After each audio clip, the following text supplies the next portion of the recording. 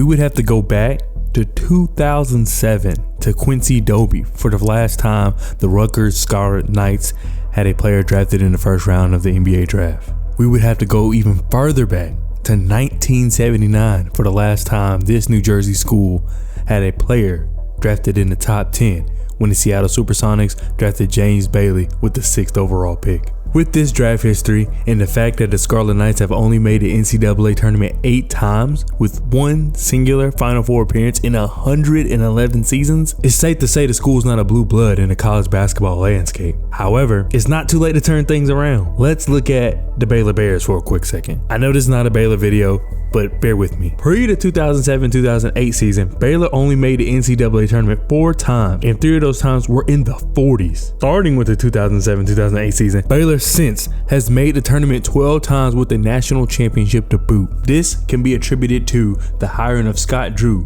who is the coach responsible for turning this program around. Something that is very similar to what is going on with Rutgers right now with Coach Steve Pikiell, who is on track to being one of the most successful coaches at the school by amassing 2 of the school's 8 tournament appearances in just 9 years. One would think that bringing in a top 5 recruiting class with 2 future NBA picks would accelerate the process of transforming the school's basketball identity, but with the 15-17 record, it may have done more harm than good. How do 2 talented 5-star recruits who are expected to go top 5 in the NBA draft not at least get a good chance of appearing in the NCAA tournament? We will uncover exactly why this team underperformed, but first we have to talk about how we even got there. How did Rutgers even get a top 5 recruiting class after not even landing a top 30 class in the previous years of Pikiell's tenure? That all starts with this new era of Rutgers basketball led by Coach. That is where the story begins. Chapter 1.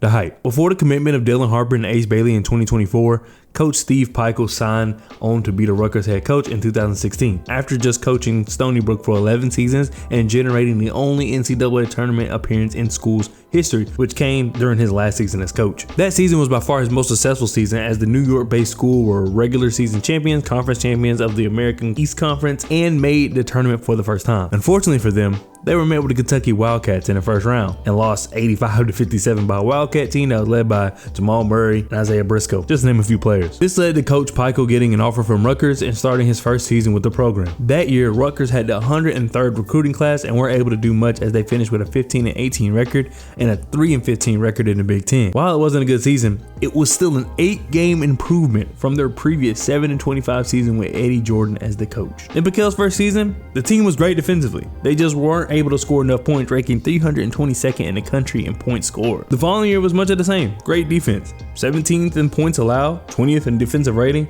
but just wasn't able to score enough at all, ranking 334 out of 351 in points scored. The Scarlet Knights finished with a record of 15-19 and once again only won 3 conference games.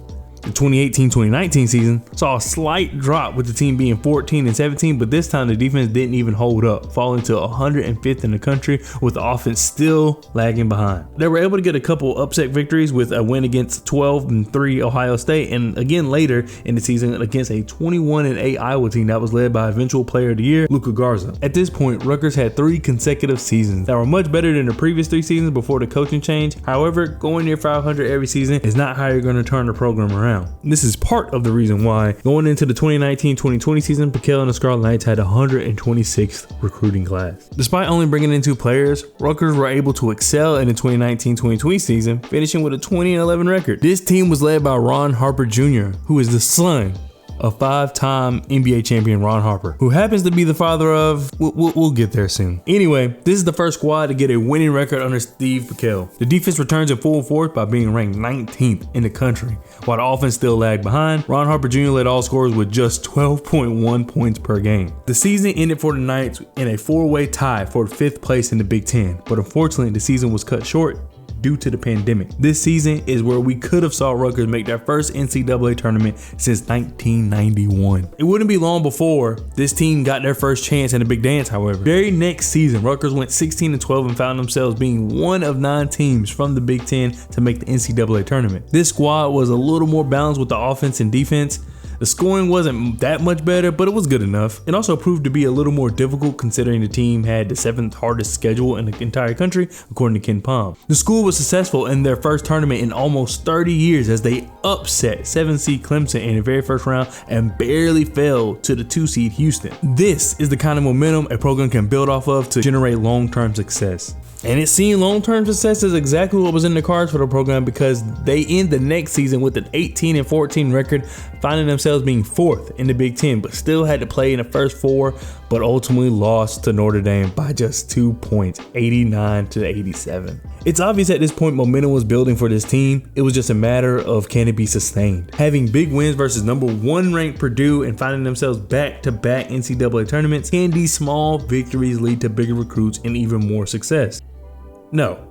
Over the next 2 seasons, Rutgers were unable to make a return to the NCAA tournament. Despite having a 19-15 record in the 2022 season, they were only 10-10 in conference play and lost to Purdue in the conference quarterfinals. It's not guaranteed Rutgers could have won the conference championship, but going 3-8 in their last games definitely played a part. But before the skid, something happened that could change the outlook of the program forever. On January 15, 2023, the most coveted player in Rutgers history committed to the Scarlet Knights right after their overtime victory against Ohio State. Ace Bailey was officially coming to town. The number 2 prospect from Georgia was headed north. As the season ended, it was pretty obvious the next season would just be a bridge to set anticipation for the 6'10 wing to step foot on campus. During the 2023-2024 season, something off the court established even more hope than before. Local 5-star prospect Dylan Harper signed his letter of intent for coming to the New Brunswick College. Now, Rutgers has the number 2 and number 3 recruits in the 2024 recruiting class. But what does this mean for the school? Could these 2 players really change the roadmap of Rutgers basketball? Based on how these 2 hooped in high school, it seemed like an overwhelming yes. Chapter 2.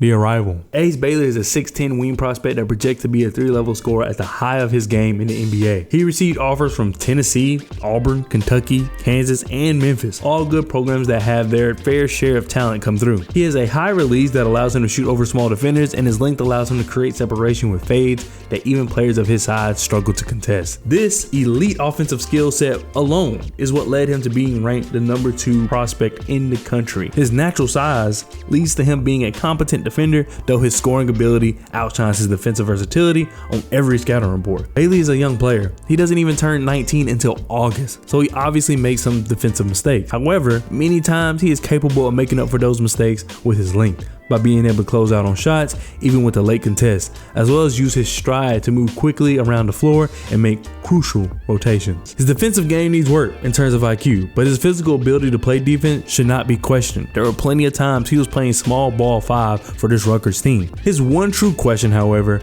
will be his ability to create, whether that's for himself or the others. He isn't able to create natural separation for himself unless he's using that length and that mid-range shot opportunity, but as we know, in the NBA, players are faster and stronger and may be able to disrupt that shot, even though he may be extremely taller than those players. His playmaking leaves a lot to be desired, but at the end of the day, if Ace Bailey has the ball, everyone should expect and want him to score. At Rutgers, he put up great numbers with decent efficiency from the field, averaging 17.6 points, 7 rebounds, 1 block, 1 steal, with shooting 37% from 3 and 46% from the field. Obviously, he is a key reason why we saw Rutgers have one of the best offenses that they've had in recent years. His teammate, on the other hand, has an incredibly high floor, but may not have the potential that Bailey possesses. Dylan Harper is a player that feels like he can comfortably contribute to an NBA roster right away. His stats are a good reflection of that. In his lone year, he averaged 19.2 points per game, 5 rebounds, 4 assists, 1 steal, and had a 49-35-74% shooting split. Receiving offers from schools like Duke, Kansas, Indiana, and Auburn, it's safe to say that these schools knew his well-rounded game would help elevate their already talented team. He has the frame, the strength, and the control of a seasoned NBA guard. At 6'6" and a high IQ, Harper is the type of guard that the NBA is looking for. He just seems extremely comfortable on the floor and play at his own pace, good at reading the defense, and just taking what they give him. He's a smooth player and can score from all 3 levels. No matter the role that a New Jersey native is used in, it seems as though he can use his all-around skill set to thrive. His faults come out when sometimes it seems as though he over-dribbles with the ball in certain possessions, trying to wait for the perfect moment to have a trip down the court and score. His athleticism is slightly above average, and he struggles to create open shots for himself as well. He's not afraid to use his size against smaller guards, so he's able to create in that way, but when you go against other players, we know NBA wings are faster and they will probably be guarding him. So so it won't be as easy to take advantage of. Ace Bailey and Dylan Harper are obviously the most talented players to commit to Rutgers in recent years, and specifically with their high level of play, many believe the Scarlet Knights would at least be dangerous for the upcoming season. Those who said that probably didn't see the rest of the team. There were 3 other incoming freshmen which were expected to make some kind of impact, as this team was built exclusively of new players. Whether that be recruits or transfers, this was basically a brand new roster. Jeremiah Williams, Jamichael Davis, and Emmanuel Ogbo were the only 3 players returning from the previous year's team. Extraordinary talent was being added with Bailey and Harper, but the remaining talent left a lot to be desired if Rutgers plans to return to the big dance. Chapter 3. What went wrong? Outside of talent, there were a few things you could look at to see why this team was not successful. Spoiler alert. The clearest was the defense. A defense which historically under Coach Piquel ranks in the top 50. This defense ranked 318th in points allowed. Though this is the first time the offense was in the top 100, but that was probably because of Harper's 19 points and Bailey's 17 points per game. The lack of experience on the team could be a reason why you see the defense not be up to par as well. According to Ken Palm, this team ranked 222nd in NCAA experience with an average of 1.5 years. You pair that with the lack of size and you can see the issues. The tallest players were 6'10", and one of those players was wing first Ace Bailey. Bailey found himself playing plenty of minutes at the 5. In fact, that's where 32% of his minutes came from. Having a player like him of his skill set is a disaster to play that many minutes at the center position. 1, because that's not what he does, and 2, you're putting him at a disadvantage. Without a true big, this led to horrific team rebounding numbers and easy shots at the rim. Against Rutgers, however, every shot was easy. The team ranked 324th in field goals allowed. Not field goals attempted, field goals allowed. Not a recipe for success. Despite the odds being against them, Rutgers did have chances for their season to look completely different. Disappointing losses to Kennesaw State and Princeton prevented them from being over 500. Then against some stiff competition, they were very much in these games but ultimately could not pull out the victory. Games against Alabama, Texas A&M, and Michigan twice were all decided by less than 5 points. Rutgers handles business against Kennesaw State and Princeton, and then at least go 2-2 in the games I just named. The New Jersey program could be looking at a 19-13 record. It may not have made a difference in terms of making the tournament, but at least the optics would have been much better for future recruits and the national attention to the team. Chapter 4. The future. Will Rutgers get another recruiting class like this one? Probably not. Dylan Harper had family connections to the school, and it probably helped that Ace Bailey already committed. This upcoming recruiting class for the Scarlet Knights is ranked 32nd, so still much better than years past, so it's possible that we may see more players look at Rutgers as a destination. With Harper and Bailey still being projected to be top picks while being able to display their skills, other recruits may turn down the opportunities to team up at Blue Bloods and take their chances at school where they can be the player they want to be. The program is still in the Big Ten. It's an easy place to leave a legacy, and it's been shown that if you take care of business, the pro potential remains high. It will be interesting to see what goes on with this school going forward, but Rutgers basketball could find themselves in uncharted territory. If they continue to have good seasons and good recruits, you never know.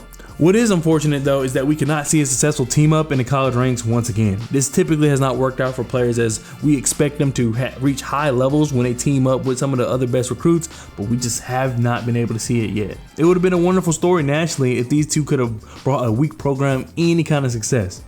But to Rutgers, the season still may be a success. We have to watch the progression over the next couple of years, but this could be the start of a new and improved generation of Rutgers basketball. It took a dedicated coach and 2 elite players giving the school a chance.